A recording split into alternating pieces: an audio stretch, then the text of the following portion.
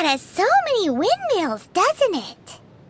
Well, the city is built above water, so it probably relies on windmills to draw the water upwards. That's correct. The winds blow through Monstadt all year, so this supply of water is very stable. Also, the windmills are what they call visible winds, and wind chimes are called the audible winds. Paimon guesses they can be thought of as mascots and prayers to the animal Archon for protection. Ah, mascots. So, like you then, Paimon? No, not at all! They're made of wood, and you can't eat them in an emergency either, 'cause all you'll do is grind your teeth down. I don't know what to say to that.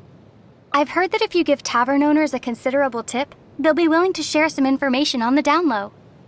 You mean the angels share? But Master Diluc seems like a very rich man. How big a tip is considerable anyway?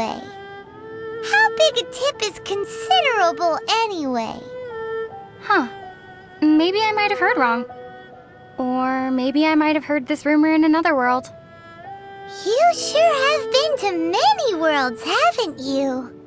Cider Lake never freezes, no matter what time of year it is.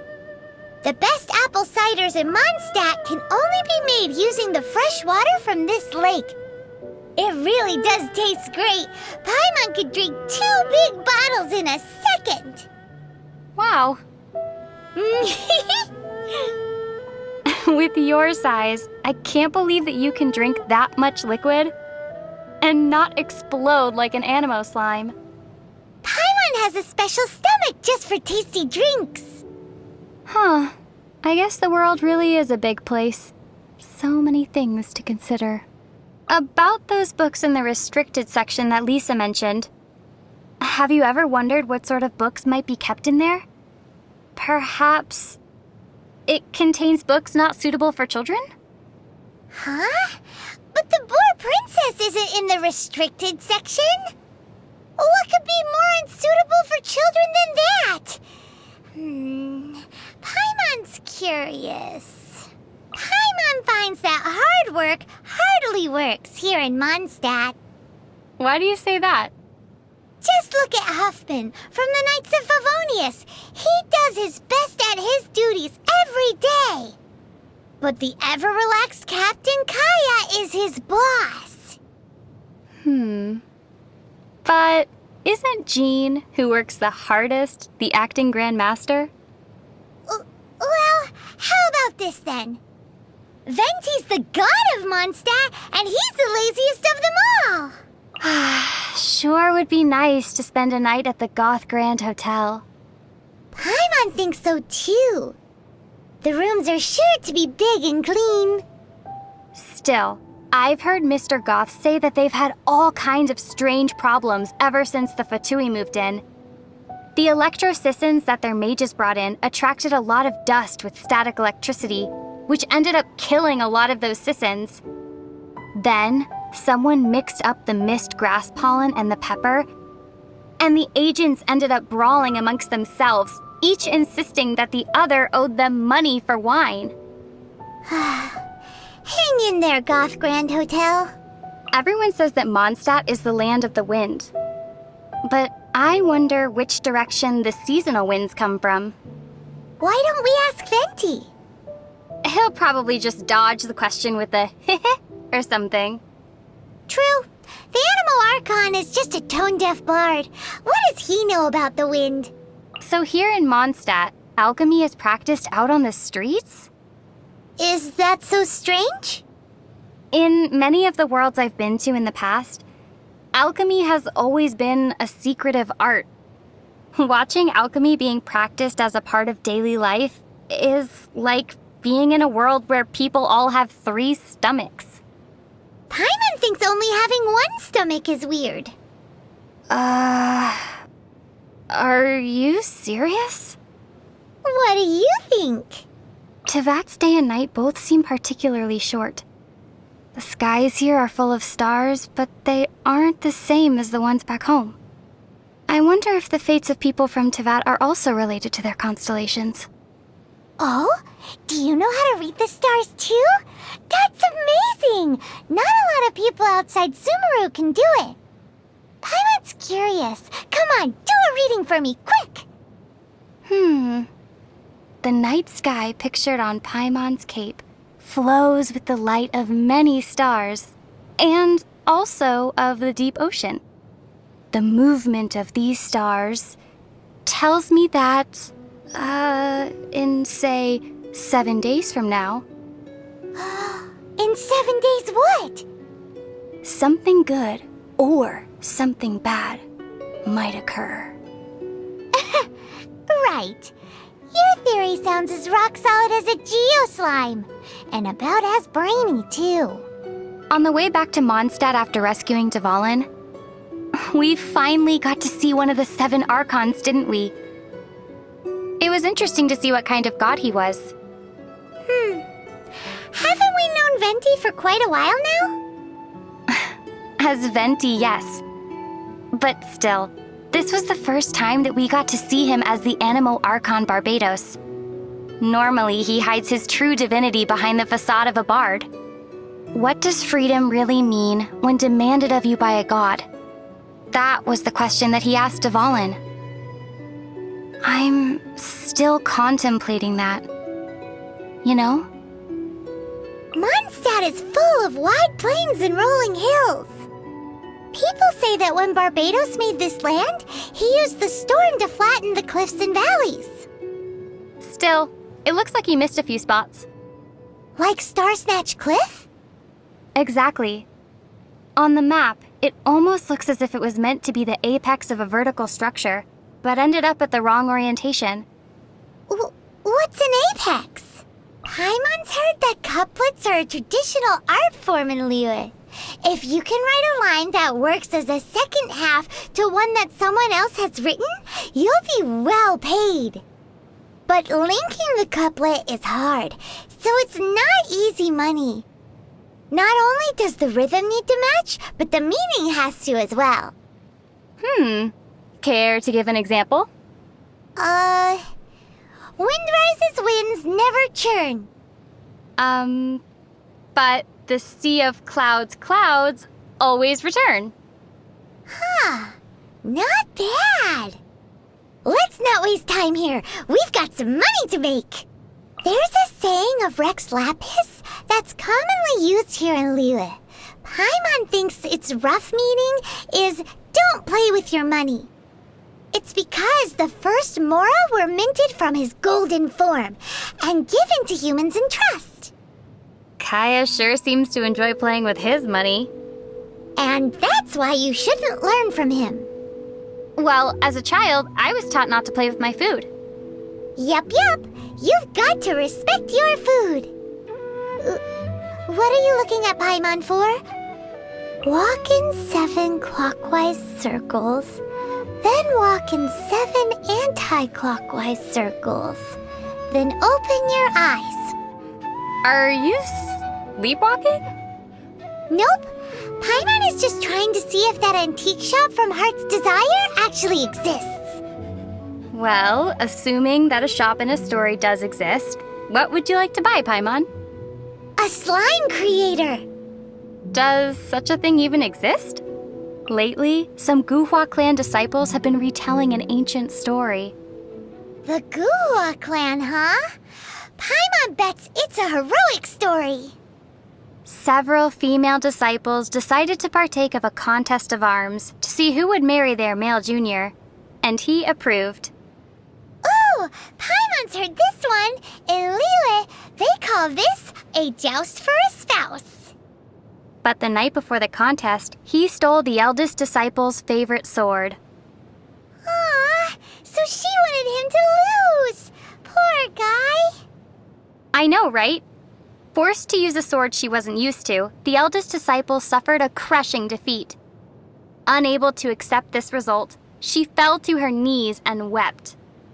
Oh no, he must have really loved her, right? In the end, she was forced to marry him in front of everyone. Wait,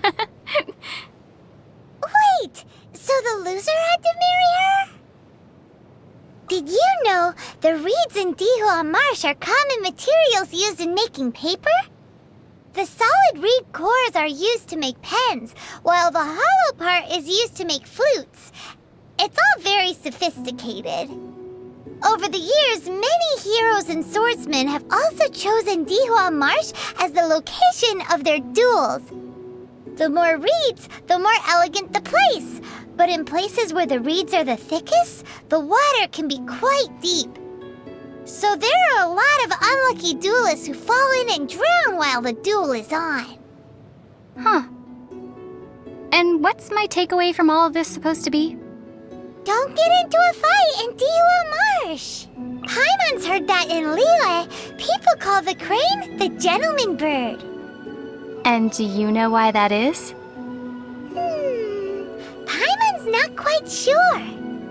Well then, let me tell you about the story of the lucky crane repaying its debts.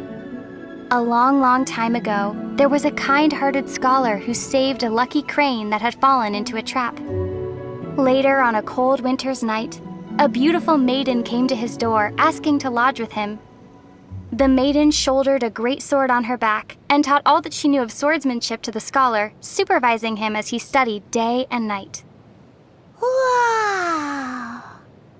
Once he had finished his training, he went out into the wilds with the maiden to do good and fight for justice. 10 years later, the lucky crane took the form of a gentleman and finally came to return the favor, but discovered the couple had already lived out a fortuitous life. And that's the story known as the Gentleman's 10-Year Debt. Ah! Rumor has it that Jueyun Karst is the abode of the Adepti. Wow! The abode of the Adepti! Perhaps we'll meet the Adepti on those cloud-piercing mountain peaks. Wow! Meeting Adepti! But I wonder, how would one normally communicate with the Adepti? Wow! Communicating with Adepti! My emergency rations seem to be going bad. Best to consume them quickly. Ahem! Well, Paimon thinks that shouting from the mountaintop should work. That seems more like a way for getting the attention of a Hilichurl instead of an Adeptus. Well, come to think of it, while Rex Lapis enjoys visiting his people in private, he only descends officially once every year. None of the other gods do this. Does Rex Lapis have any deeper intentions? I have my guesses. You see, those annual divine predictions have already captured the hearts of the people of Liyue too much. Round and around, they analyze and scrutinize every single word, finding limitless hidden meanings within them. What do you think would happen to Liyue if such divine predictions were available every day? Ah! Paimon gets it now. Paimon would be offering Rex Lapis's favorite snacks to him every day. If you could just get Mora straight from Morax's hands, who would ever need to do a day of honest work? You made some logical leaps, but that's basically how it is. If you want to adventure together with Benny's adventure team, you have to come prepared. Domains are very dangerous, so you should always take care to double and triple check your supplies in advance. Paimon's heard that the Adventurers Guild has compiled a list of 463 different ways of dying in these domains. If Bennett got you killed by accident, Paimon and Bennett would never forgive ourselves. Why am I the only one dying here? Well, that's because according to the numbers, Paimon can avoid 322 causes of death just by floating. I suddenly don't feel like exploring these domains. I've heard that Albert, being the leader of Barbara's fan club, sometimes gets bumps and bruises on purpose so that he can go to the cathedral to see her. Paimon feels the Knights of Avonia should keep a closer watch on weirdos like that. But it seems that a month later, Albert discovered that Bennett was managing to see Barbara far more than he was. On second thought, Bennett does have the natural advantage when it comes to getting injured. What is this? A Let's Bother Barbara contest? Barbara's really popular, isn't she? Well, she is the idol of the people of Monstadt. Come to think of it, Paimon doesn't really know what an idol is. It's an occupation in which one's work is to be cute, be well-loved, and earn a boatload of mora. Isn't that the same thing as being a mascot? But Lisa and Amber feel a bit like sisters. Barbara's really popular, isn't she? Well, she is the idol of the people of Monstadt. Come to think of it, Paimon doesn't really know what an idol is. Lisa and Amber feel a bit like sisters. Huh? Why's that? Amber often runs errands for Lisa. Older siblings asking their younger siblings to do things for them so they can slack off is a rather common practice. But my brother and I are the same age, so we had to decide these things via rock, paper, scissors. Whoa! So doesn't that make you my younger sister? What do you mean? Well, since Paimon floats, you're the only one who can run any errands. Seriously? Paimon, have you ever seen what Kaya looks like under that eye patch? Nope. So it would seem that he never takes it off. Actually, Paimon already knows why. Oh? He must be hiding some big secret. Really? A secret? See, Kaya heads out for assignments more than anyone else. So the skin under that eye patch has to be way lighter than the rest of him. So if he ever takes that eye patch off... He'll definitely become the butt of everyone's jokes. Maybe he'll even get a weird nickname. Like, say, Pasty Eye. Guess he didn't need to take it off to get a weird nickname. Strange. What's wrong? Diluc and Kaya are really alike, so why don't they get along? How are they alike again? Well, Kaya's the kind of guy who acts shady in the light of day, while Diluc is a shining beacon of justice in the dark of night. Don't you think that's kind of the same thing? I still don't see it. If one Hilichurl could beat, say, 3 wild boars, then how many Hilichurls would it take to reach the fighting prowess of Master Jean and Master Diluc? Not sure. But if you heard the way everyone talks in Monstadt, you'd know that Master Jean is the strongest. I'd say that if Diluc strikes first, Master Jean wouldn't be able to counter. Oh, she'd find a way. There's no way. Master Jean's elemental burst is really strong, you know.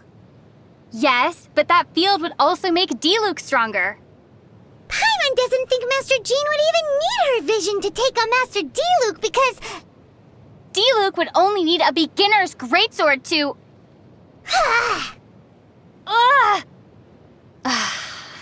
This is so dumb. They both fight for Monstadt, so they wouldn't come to blows. That's why Paimon likes your idea of measuring their fighting strength in number of Hilichurls. Or, in Paimon's case, in fifths of a wild boar. You know what a brush is, right? Of course. Kinda like pens, but with animal hair at one end for calligraphy, right? That's correct. They say that finely made brushes sell for high prices among Liyue's merchants.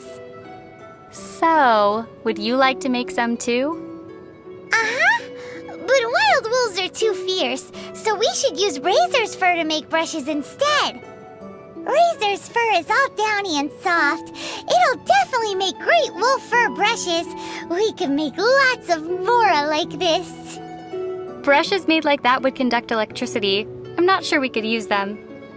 Besides, Razor isn't a wolf, nor are wolf brushes made from actual wolf's fur.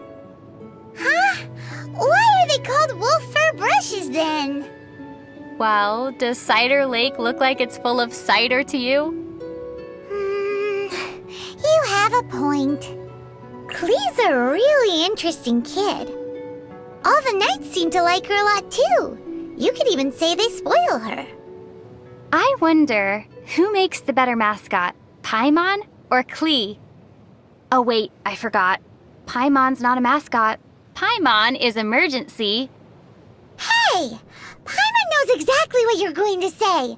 That joke stopped being funny a long time ago.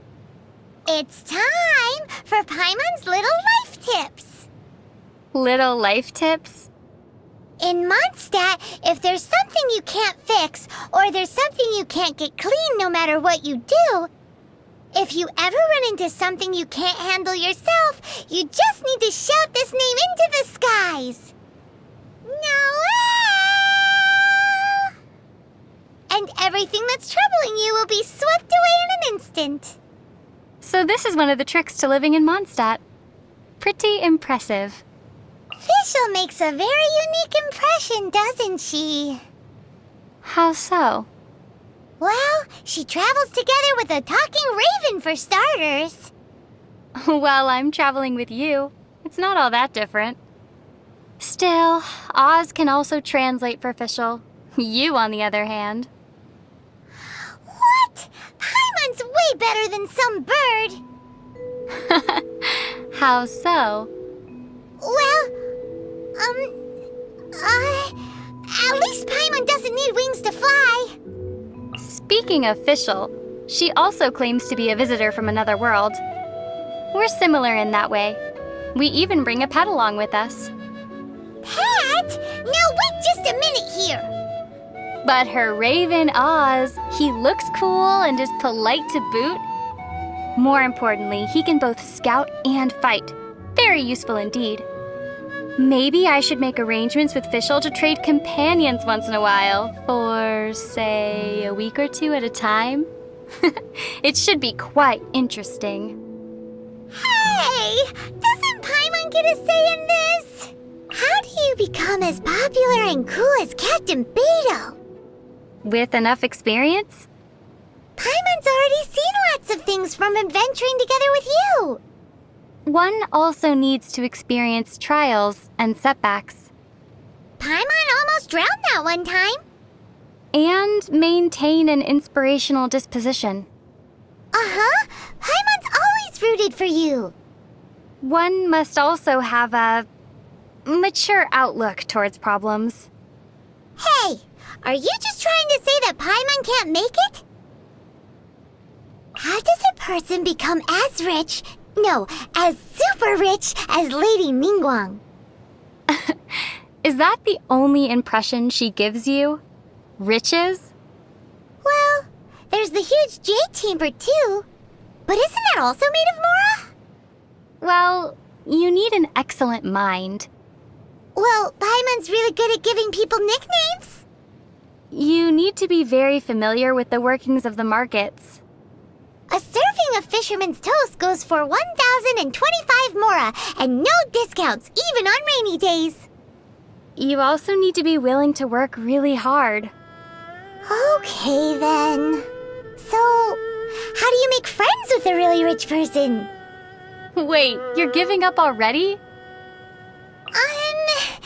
Do you think that Chi-Chi needs to drink blood? That's not a zombie, Paimon. That's a vampire. Then, will she transform during a full moon? Werewolves, Paimon, not zombies. As expected of a traveler, you really know a lot. So, what special things can zombies do? Exercises? That makes a lot of sense. So the ones that do exercises are zombies. Got it. Come on, Paimon will teach you how to fly. 3, 2, 1. Paimon's gone. Well, whatever. I'm tired. Let's just sit here for a bit. I'm flying with you in my heart. What sort of slime do you like the most? Cryo slimes, I think. You feel cold just getting close to them. You'll need that sort of thing in summer. That's very practical, as expected of a traveler. What about you, Paimon? Paimon likes them all. They're all very tasty. Tasty, huh? turning slimes into bubbly, lovely, jubbly meals is the Paimon special. Well then, I suppose that's one more thing I can eat before you become emergency rations, huh, Paimon? Paimon would rather not be on that list at all. Do you think that we're too harsh on the Hilichurls? Well, sometimes we really do seem like children who just can't resist kicking the hornet's nest. I think we're doing more than just kicking it. The Sleeper Tribe. The Hilichurls sure have interesting tribe names. The Sleeper Tribe will take any opportunity they can to take a nap. Paimon's heard that their animal skin beds are really soft. Would you like to try them? Not gonna try it yourself, Paimon? Paimon can sleep while floating. The air is the softest bed. Pretty sweet, huh? Just a little. The Meaty Tribe, huh? These Hilichurls pick the funniest names. The Hilichurls of the Meaty Tribe make regular sacrifices. The altars they build are really huge. What do they pray for? For meat to eat every day. It's an awesome wish, isn't it? I suppose I should have expected that answer. The Eclipse Tribe. Huh. So the Hilichurls have normal-sounding tribe names like these, too. The Hilichurls of the Eclipse Tribe are really mysterious. All the Hilichurls of that tribe can draw an eclipse symbol. But rumor has it that only the Dada Samachurl of the Eclipse Tribe knows why the eclipse symbol is so revered within their tribe. An eclipse symbol. Did you say something? I was asking you what sort of soup you'd like to have tonight. Can't stop thinking about food, huh? Seems like you'd be more at home in the Meaty Tribe than the Eclipse Tribe. But anyway, Paimon wants boar soup. Thanks! Paimon doesn't feel so good. What's the matter? Paimon hasn't opened a treasure chest in so long. If this keeps up... Ooh. If this keeps up, you'll one day get caught in a hunting trap with a single Mora as bait. Hey! Paimon floats, so that'll never work. Wow, we've really had a lot of good food recently, haven't we? You know what they say, have food, will travel. Won't you be unable to fly if you get fat? Nope, Paimon never gets fat. Huh. So Paimon demands more food. Ever eating, but never growing. Don't you fail as emergency rations, then? Yeah. Well, it sure doesn't look like you have any other candidates, so you'll have to make do with Paimon. Which do you like more, cats or dogs? I prefer Paimon. Aw, that's cheating. Wait, no, Paimon's not a pet. People say that if you put a star conch close to your ear, you can hear the whispers of the ocean. Do you want to give it a go, Paimon? No need. Paimon just heard it. Really? And what did the ocean say? The ocean said that it's time to eat, so let's go. Paimon wants some fisherman's toast. We should get something tasty to eat. But Paimon doesn't want to have to go get it. Shall we decide with a game of rock, paper, scissors, then? Ooh, okay. Great. All right, ready? Rock, paper... Super Paimon Tornado! What? Paimon's been working so hard recently. Any ideas on how to relax? Sleeping? Sleeping's boring. Reading? Paimon will get dizzy. Okay. Having a chat with some friends? But those are all things that require thinking. And not thinking is more relaxing. And thus, the Paimon paradox, famed in the histories of philosophy in Teyvat, was put forth. Liyue's cuisine is very different from that of Monstadt. For example, in Monstadt, you can hardly find spicy fried dishes anywhere. That's why they say climate creates cuisine, you know? But wait, why do all of Teyvat's slimes taste the same then? That's because you only know one way of cooking them. Wow, a weasel thief's backpack can really hide a lot of mora. Well, it's because weasels by nature enjoy collecting shiny objects. Paimon's heard that the origin of the weasel thieves has something to do with the treasure hoarders. Also, aren't crows the type to collect shinies as well? Paimon wonders if Oz has a secret stash of mora that he collects behind Fischl's back.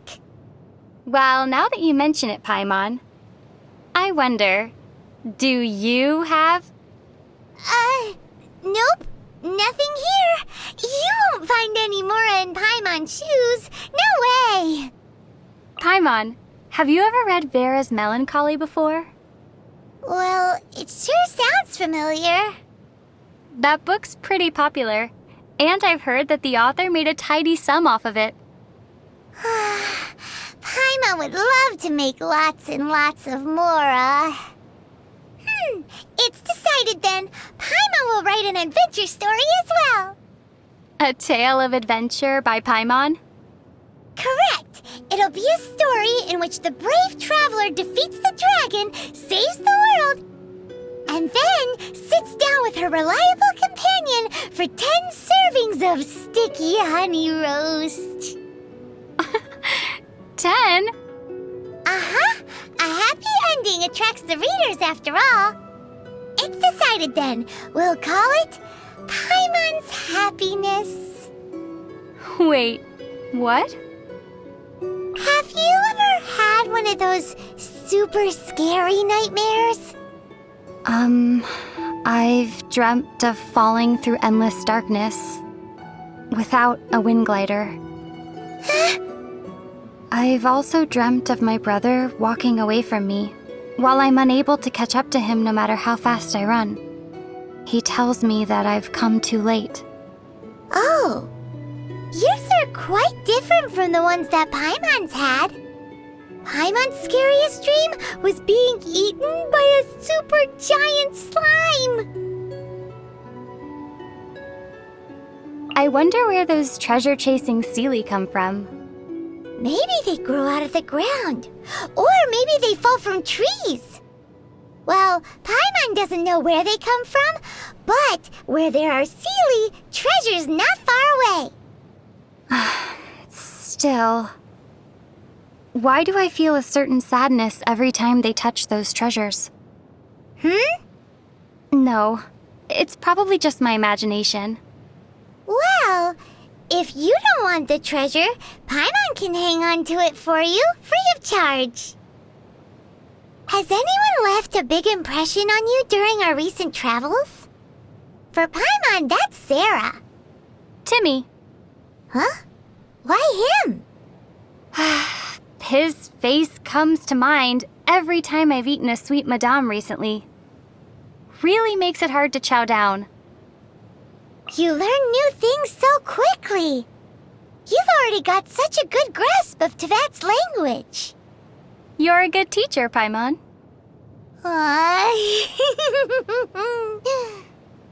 Who knows? Maybe the quality of your nasty nicknames will improve someday.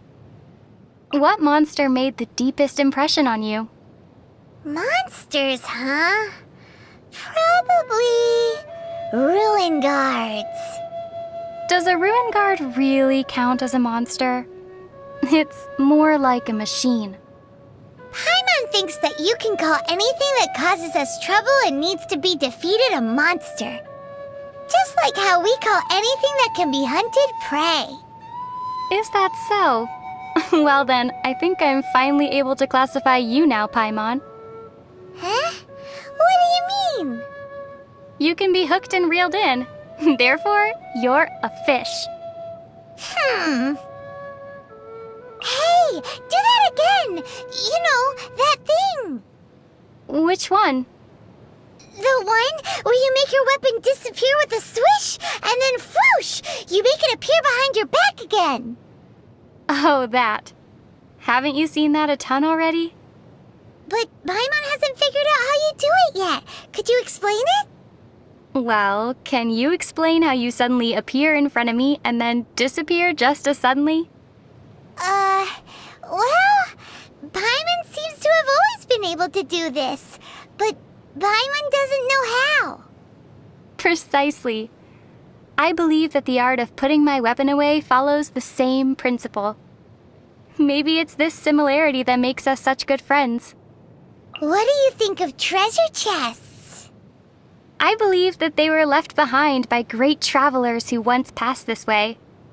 Every time I open one and look at its contents, I can feel a certain kinship with those who came before. And that's how you get adventure experience. Look into Paimon's eyes. Something the matter? Kaya said that people's eyes will betray them. He can tell if someone is telling the truth or not just by looking into their eyes. Huh. Paimon loves fisherman's toast. That should be the truth. Well, that's also because you love everything that can be eaten. Speaking of looking into people's eyes, I remember one gaze that left a particularly deep impression on me. Whose gaze was that? A ruin guard's. Really made me want to poke its eye out.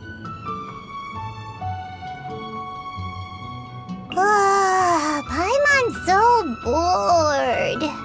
So tired. Well, since we're bored either way, wanna imitate the other knights for fun? Huh? Isn't that a bit disrespectful? Haha, I see you already have the knightly virtue of modesty and politeness. Very impressive. Hey! Paimon sees what you're doing. Cut it out!